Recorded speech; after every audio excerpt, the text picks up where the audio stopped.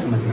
हमने क्या कहा कि अगर समझना, अब इस बात को फिर से बार बार बोल रहे हैं कि इस चीज़ को समझो कि अगर आपको जो भी क्वेश्चन दिया है कंपैरिजन में, हमने कहा कि अगर दो क्वांटिटी के बीच, इसको लिख लेना आपने, अगर दो क्वांटिटी, हमने कहा क्वांटिटी 1 और क्वांटिटी 2 का अगर प्रोडक्ट कोई भी चीज़ हो एक्स वाई की वैल्यू, अगर ये कोई तीसरा प्रोडक्ट बन रहा है, क्वांटिटी 3 बन रही है, हमने कहा देखो एक्स वाई बराबर आपने क्या किया है जेड।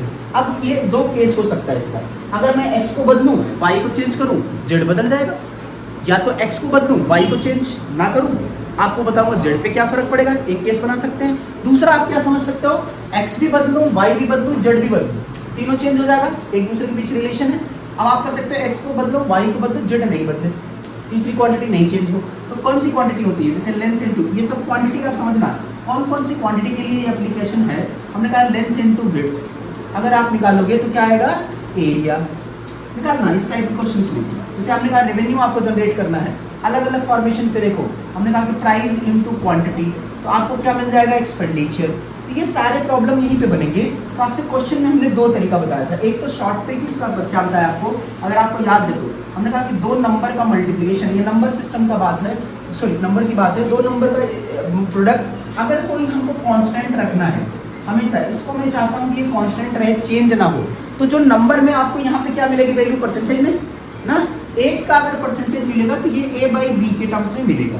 तो इसका दो केस आप समझना, तो इसमें दो केस मैंने आपको बनाया था। हमने कहा अगर पहला इंक्रीमेंट हो रहा है a by B, number 1 n1 अगर आपका बढ़ेगा तो हमको क्या करना पड़ेगा, n2 को कम करना पड़ेगा, तभी जाके ये कांस्टेंट रहेगा, अदरवाइज बदल जाएगा ना, बात समझना। हमने n1 कितना बढ़ा, a बाई बी की वैल्यू अगर इंक्रीज हो रही है तो हमको डिक्रीज करना है, तो मैं डिक्रीज करूंगा तो इसको छोटा करने के लिए न्यूमरेटर को वही रखना और डिनोमिनेटर में क्या रख देंगे, numerator plus denominator, a plus B कर दोगे, इसको आप परसेंटेज में बदलना होगा, तो आप लिख लोगे कितना परसेंटेज इसको डिक्रीज करें, तो परसेंटेज डिक्रीमेंट कितना होगा a by A plus B into कितना 100, इतना परसेंटेज डिक्रीज हो जाएगा, आपको परसेंटेज डिक्रीमेंट मिल जाएगा। दूसरा केस क्या हो सकता है, अगर n1 और n2 अगर आपका क्या है कांस्टेंट है, ठीक है, n1 n2 कांस्टेंट है, n1 अगर आपका क्या हो डिक्रीज कर जाए तो n2 पे क्या फर्क करेगा, n2 को इंक्रीज करोगे तभी तो कांस्टेंट होगा, अदरवाइज वैल्यू बदल जाएगी ना। तो ये कांस्टेंट होने के लिए हमने कहा देखो ये a बाई बी फ्रैक्शन में ही होगा, परसेंटेज की बात कर रहे हैं, अगर ये डिक्रीज करेगा a बाई बी, अगर ये डिक्रीज करेगा इस वाली बात को, तो ये दूसरी क्वांटिटी हमको क्या करनी पड़ेगी बड़ा, तो कितना बड़ा करूं, हमने कहा यही लिख लो कि b माइनस ए, मतलब ये अप्रॉक्सीमेटली, ये देखो ये फ्रैक्शन बड़े में से छोटे को माइनस कर दो, इतना आप इंक्रीज कर जाओगे तो ये कांस्टेंट ही रहेगा, ये नहीं बदलेगा।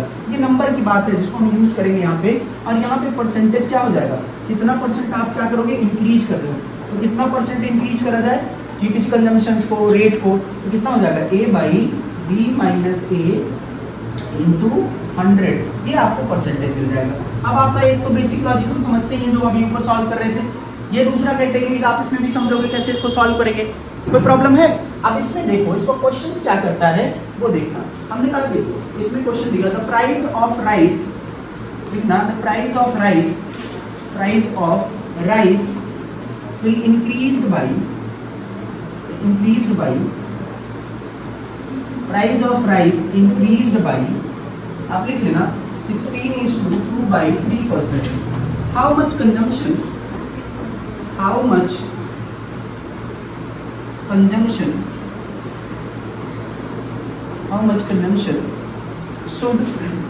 या how much consumption reduce so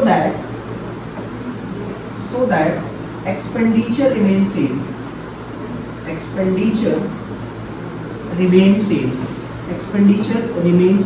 अब मुझे एक बात बताना, इस चीज को अगर आप समझ भी रहे हो ये आइडिया भी आपको लगेगा कि यहाँ दो क्वांटिटी हैं। अगर मैं कर रहा हूँ प्राइस और किसकी क्वांटिटी, अगर मैं कोई 1 kg कोई चीज़ खरीद रहा हूँ, 1 kg आप पोटैटो खरीद रहे हो, टोमेटो खरीद रहे हो, 1 kg का दाम क्या है, अगर 10 रुपये, समझ लो 10 रुपये में नहीं मिलेगा आज के टाइम पे, मान लो 100 रुपये मान लेता हूँ, ठीक है 100 रुपये है, अगर दाम बढ़ेगा तो मैं 1 kg, मेरे पास 100 ही रुपये है, तो मैं 100 रुपये में तो 1 ही किलोग्राम खरीद सकता हूँ, दाम बढ़ेगा तो मैं क्या करूँ क्वांटिटी घटाऊंगा, 1 kg के बजाय हाफ के जी खरीदूंगा, 200 रुपये के जी दाम हो जाएगा तो आधा के जी आपको मिलेगा।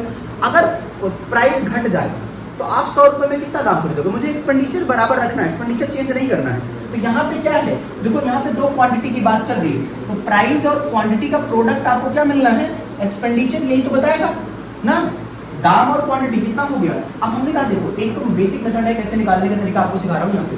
इसको देखो जो लॉजिक अप्लाई करना बाद में।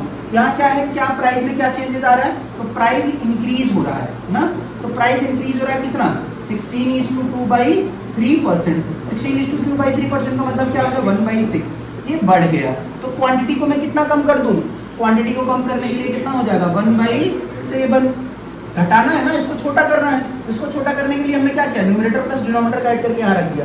न्यूमरेटर का जो रहने दिया, न्यूमरेटर डिनोमिनेटर का सम करके यहाँ रख दिया, तो 1/7 हो गया। अब एक्सपेंडिचर आपका वही रहेगा जो पहले था, चेंज नहीं होना।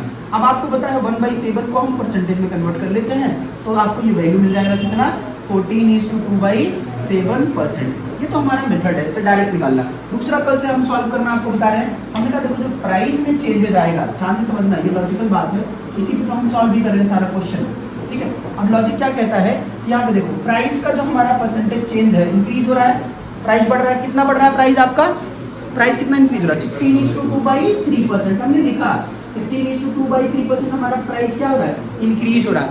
इसका वैल्यू क्या है, 16:2/1/6। अब आप देखो जो ओल्ड प्राइस था वो 6 यूनिट था, दाम बढ़ेगा तो नया वाला प्राइस क्या हो जाएगा, 7 यूनिट हो जाएगा। इसका क्या होगा, 6 का 16:2/3% कितना होता है, 1। आपको बताया था इसका 16:2/3% निकालोगे तो आपको न्यूमरेटर वाली वैल्यू मिल गई। अब 1 होगा तो 6 + 1 कितना हो गया, 7 यूनिट। अब ये 7 यूनिट हो गया, ये है कितना आपका ओरिजिनल प्राइस।